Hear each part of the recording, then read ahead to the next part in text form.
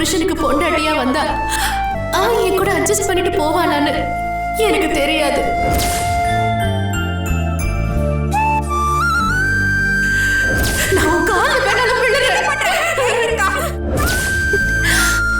அக்கா, என்ன மன்னிச்சிடு. உன்கிட்ட அளவுக்கு அதிகமா வரம்பு மீறி பேசிட்டேன். ஏற்கனவே நொந்து காயம்பட்ட உன் மனச நானும் என் பங்குக்கு இன்னும் நல்லா காயப்படுத்திட்டேன்.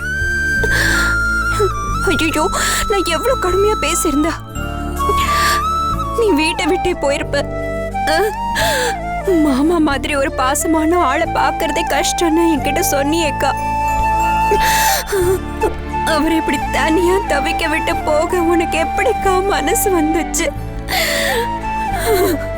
எப்படி எப்படி பச்சை குழந்தை மாதிரி அழுதுட்டு இருக்காரு பாரு.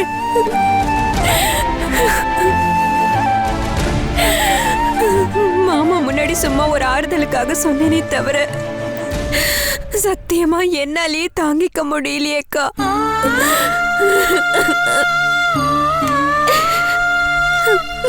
ஏங்கா ஏங்கா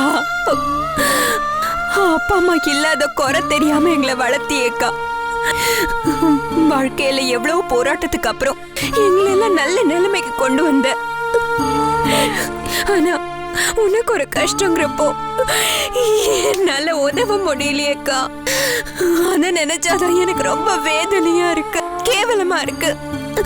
ஆனா சத்தியமா உன் மேல கோவம்லாம் கிடையவே கிடையாதுக்கா. ஆனா உன் மேல இறக்கப்பட்டு என் வாழ்க்கை 2ஆம் தர வாழ்க்கையா நாசமா போயிடுமேன்னு தான்க்கா யோசிச்சேன். அதனாலதான்க்கா உன்கிட்ட அவ்வளோ கடுமையா நடந்துக்கிற மாதிரி நடிச்சேன். இந்த வீட்டை விட்டு கூட நான் தான்க்கா போகணும்னு நினைச்சேன். ஆனா எனக்கு முன்னாடி நீ போயிட்டியக்கா.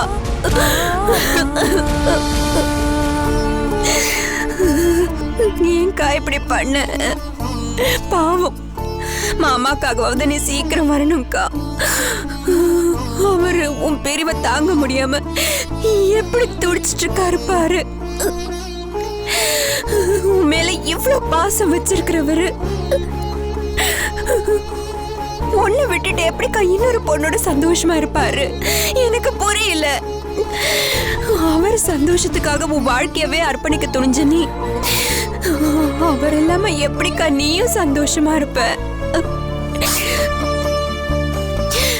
நீங்க 2 பேரும் மேட் ஃபார் ஈச் அதர் கப்பிள்க்கா.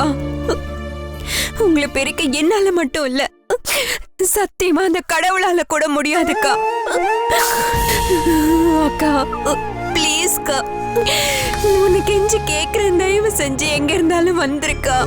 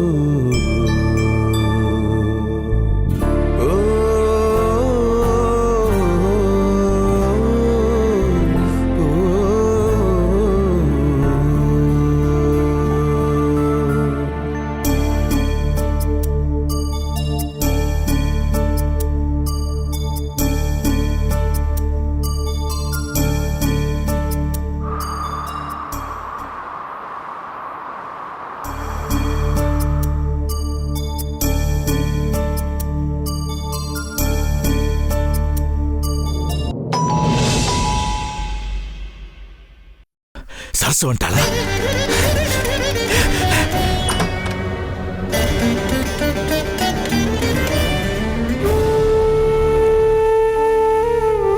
என்ன மாமா? இப்படி ஓடி வந்தீங்க?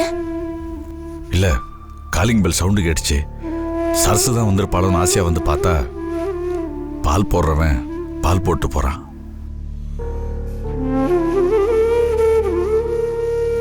என்ன மாமா, நைட்டு ஃபுல்லா நீங்க தூங்கவே இல்லையா? எப்படி காயத்ரி தூங்க முடியும்? இந்த பார், அவ போட்டுட்டு போன கோலம் கூட இன்னும் அழியல. இந்த கோலத்தை பார்க்கும் போதெல்லாம் எனக்கு சரசு ஞாபகமாவே இருக்கு.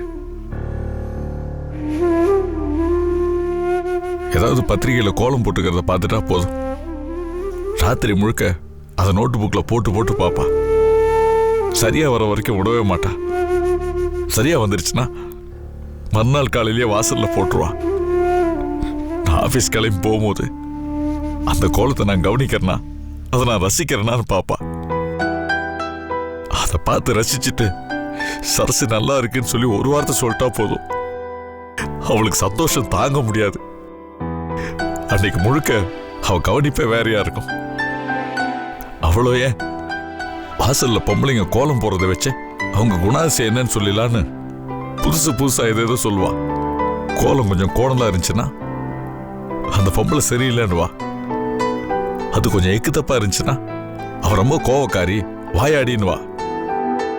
அது ரொம்ப லட்சணமா நேர்த்தியா இருந்துச்சுன்னா அவதான் குடும்ப பொம்பளைம்பா. வாசல்ல ஒரு கோலம் போட்டானா அதை அழிக்க கூட அவளுக்கு மனசு வராது. அதை அழிக்க போயிட்டு என்னமோ வாழ்க்கையில மிகப்பெரிய பிரச்சனைக்கு முடிவெடுக்கிற மாதிரி ஒரு அரை மணி நேரம் நின்று யோசிப்பா.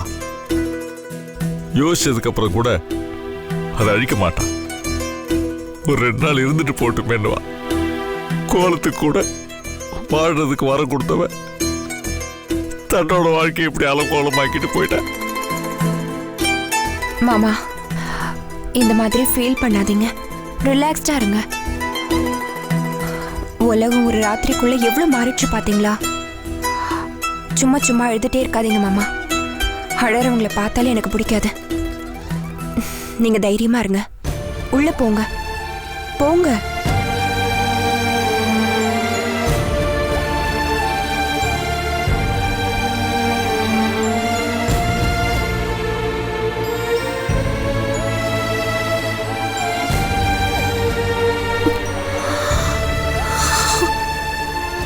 அக்கா, எங்கக்கா போயிட்ட நீ?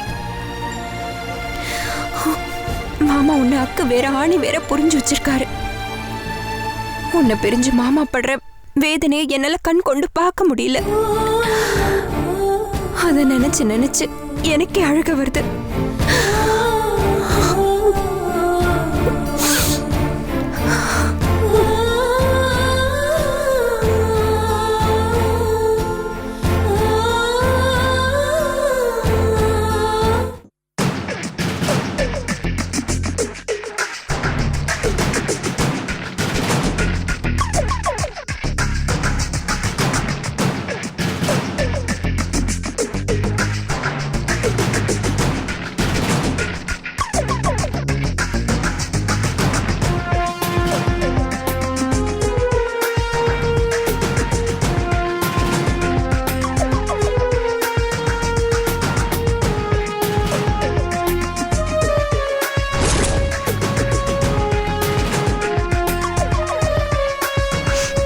கடங்கார மாதிரி இவன் வேற எங்க போனாலும் பின்னாடியே வந்து நிக்கிறான்.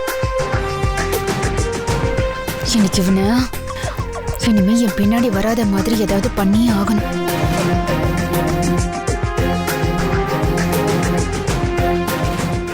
திவ்யா வாரா வாரா. டேய், அலாட்டா இருந்துக்கடா ஆகாஷ். இது வரைக்கும் நீ நடிச்சதெல்லாம் ஃபிலிம்ஃபேர் அவார்டு ரேஞ்சுக்கு தான். இன்னைக்கு நீ ஆஸ்கார் ரேஞ்சுக்கு நடிக்கணும். எப்படியாவது இன்னைக்கு திவ்யாவோட மனசை கரைச்சே ஆகணும். முதல்ல டீசெண்டா அழுது காட்டுவோம். அவன் நம்பலன்னு வையே, தரையில உருண்டு புரண்டு அழுது மண்ணை வாரி தூத்தி நடிக்கிற நடிப்புல அவ எப்படியாவது நம்பிடணும், ஏமாந்துடணும்.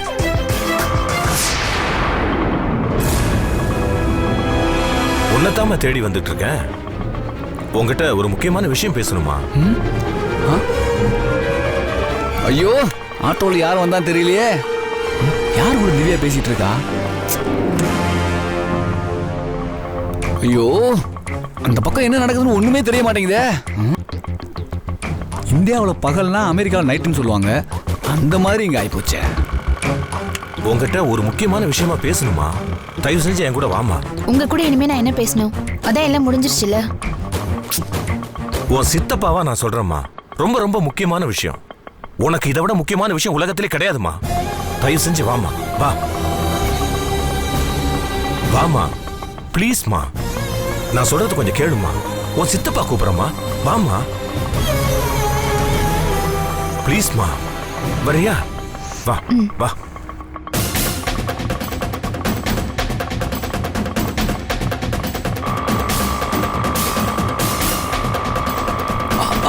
அச்சோ, என்கிட்ட அன்பா பேச வந்தவள ஆட்டோல எவனோ கூட்டு போயிட்டானே. டேய், எவன்டா அவன்? திவ்யா. ஐயோ, திவ்யா போயிட்டா. இந்த சந்தர்ப்பமும் போச்சா?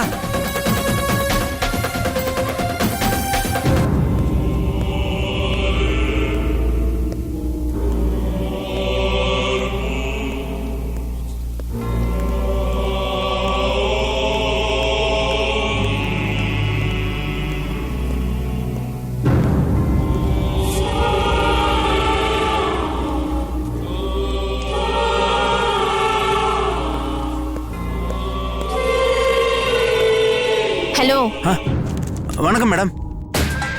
பத்திரிக்கை படிக்கிற இன்ட்ரெஸ்ட் இருந்தா பேசாம இந்த வேலையை விட்டுட்டு அந்த வேலைக்கு போக வேண்டியதானே? Sorry madam. ஏய், இங்கிலீஷ்ல எனக்கு பிடிச்ச வார்த்தை, ஆனா ஓ வாயில இருந்து கேக்குறதுக்கு அசிங்கமா இருக்கு. இதான் லாஸ்ட் வார்னிங். சரிங்க மேடம். உள்ள யாரு இருக்கா? நர்ஸ் இருக்காங்க மேடம். ம்.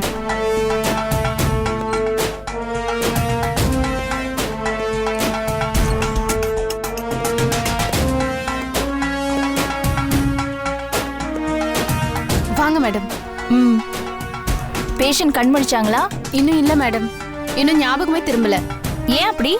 பெரிய அதிர்ச்சியில இருந்தா இந்த மாதிரி ஆயிடும். நியூரோ ஸ்பெஷலிஸ்ட் டாக்டர் மதியம் வரேன்னு சொல்லியிருக்காங்க. அவங்க வந்து செக்அப் பண்ணி ஸ்கேன் எழுதுவாங்க. அதுக்கப்புறம் மூளையில அடிபட்டிருக்கா இல்ல பெரிய பாதிப்பான்னு தெரிய வரும். ம்.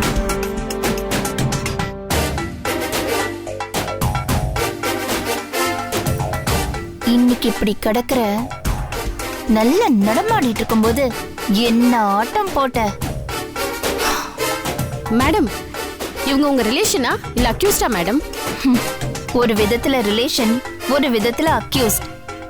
அக்யூஸ்டா இருக்கிற ரிலேஷன், ரிலேஷன்ல இருக்கிற அக்யூஸ்ட், ரெண்டுமே கரெக்ட் தான். புரியலையே எப்படி மேடம். வேணாலும். ம். இது புரியுதா? பிரிஸ்கிரிப்ஷன் நல்லா புரியுது மேடம். இது புரிஞ்சா போதும். மத்ததெல்லாம் அனாவசியமா புரிஞ்சுக்க ட்ரை பண்ணாத. Sorry madam. இங்கிலீஷ்ல எனக்கு பிடிச்ச வார்த்தை, ஆனா ஓ வாயில கேட்கறதுக்கு அசிங்கமா இருக்கு. நியூரோ சர்ஜன் வந்ததும் வரேன். ம்.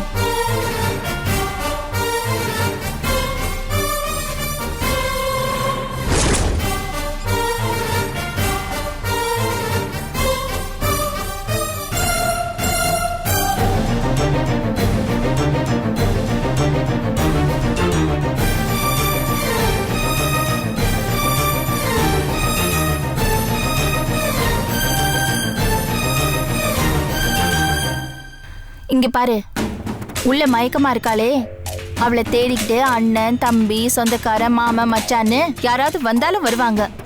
ஆக்சுவலி வரமாட்டாங்க. ஒரு வேளை வந்தா உள்ள யாரையும் அனுமதிக்க மாட்டேன் மேடம். நீங்க வரலாம் போகலாம், ஆனா வேற யார் வந்தாலும் உள்ள இருக்கிற பேஷண்டோட பேரை கூட சொல்ல மாட்டேன் மேடம். யாரையும் அனுமதிக்கவும் மாட்டேன். அப்படி ஏதாவது விபரீதம் நடந்தா உங்களுக்கு உடனே தகவல் சொல்லிடுறேன் மேடம். குட். இவ்ளோ தெளிவா இருந்தா நீ பேப்பர் படிக்கலாம். சரிங்க மேடம்.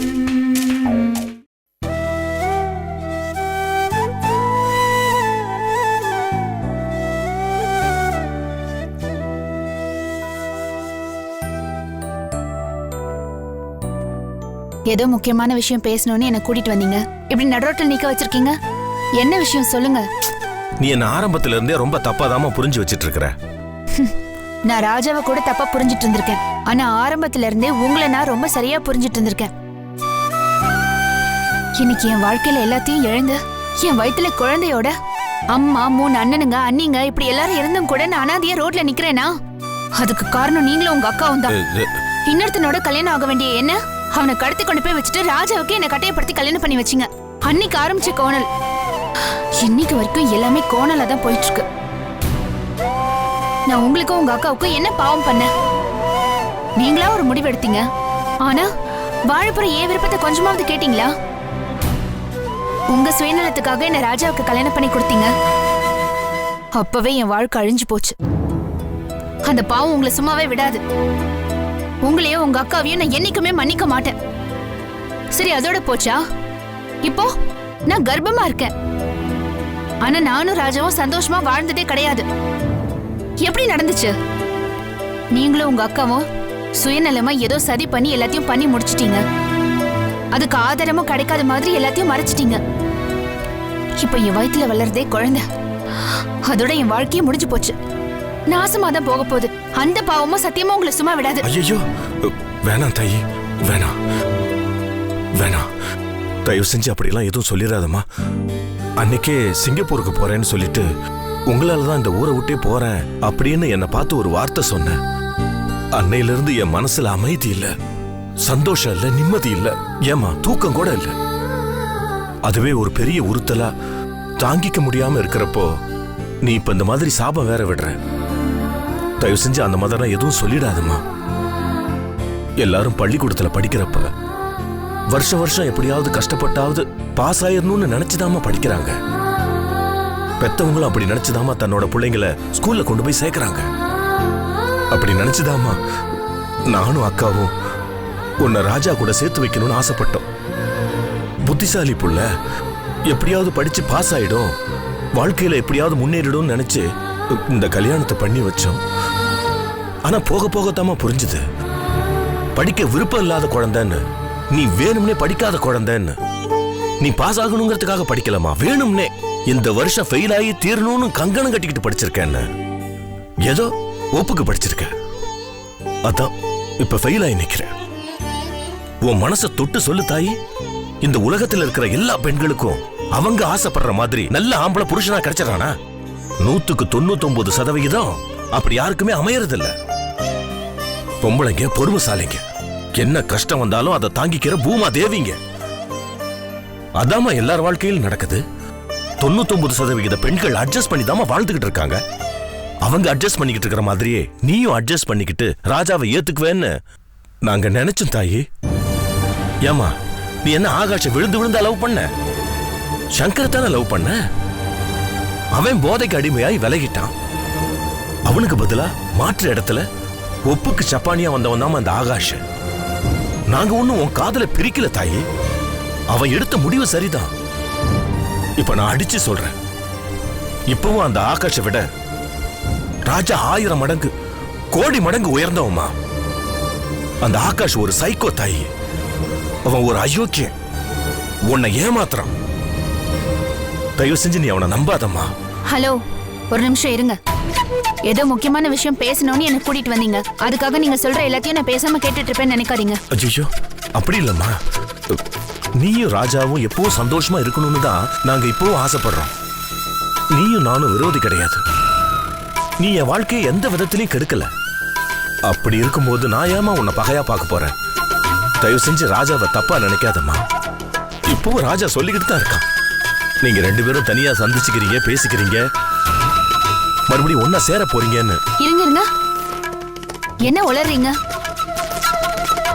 நீ அவங்க கூட பைக்ல லிஃப்ட் எல்லாம் வாங்கிட்டு போனியம்மா. ஹோட்டல்ல போய் 2 பேரும் காஃபி எல்லாம் சாப்பிட்டீங்களேம்மா. அவன் அவ்வளவு நம்பிக்கையா இருக்கான். ஓ, இந்த ஆளு இப்படி எல்லாம் வேற வீட்டுக்கு வந்து பில்டப் கொடுத்துட்டு இருக்காரா? இங்க பாருங்க, அதெல்லாம் ஒண்ணும் நடக்கல. பைக்ல போனது உண்மைதான். அன்னைக்கு நான் ஏதோ ரோட்ல நடந்து போயிட்டு இருக்கும்போது பைக்ல வந்து இந்த மாதிரி புள்ளத்தாச்சி பொண்ணு வெயில நடக்காத, கஷ்டப்படாதன்னு சொன்னாரு. எனக்கு அன்னைக்கு ஏதோ தலை சுத்துற மாதிரி மயக்கமா இருந்துச்சு. அதனால பைக்ல ஏறி வீட்டுல தான் வந்து இறங்கினேன். காஃபி சாப்பிட போனோம், ஹோட்டலுக்கு போனோம்னு இதெல்லாம் உண்மை கிடையாது, கதை. இந்த பொய்னாலதான் அந்த ஆளை கண்டாலே எனக்கு பிடிக்க மாட்டேங்குது. அந்த ஆளு மட்டும் என் கையில சிக்கட்டும். அவரை பீஸ் பீஸா கிழிச்சு தோரணம் தொங்க போட்டுடுறேன். பொய்யா? சரி விடுமா.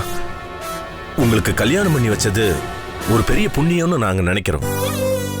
பாவம்னு நீ நினைச்சுக்கிட்டு இருக்கிற.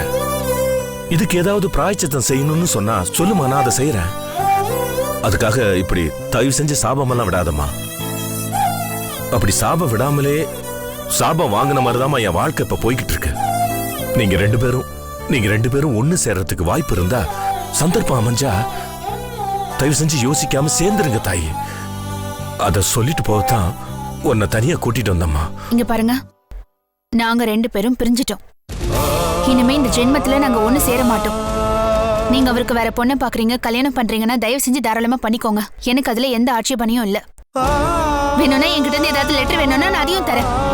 தயவு செஞ்சு இப்படி சும்மா சும்மா வந்து என்ன பாக்காதீங்க.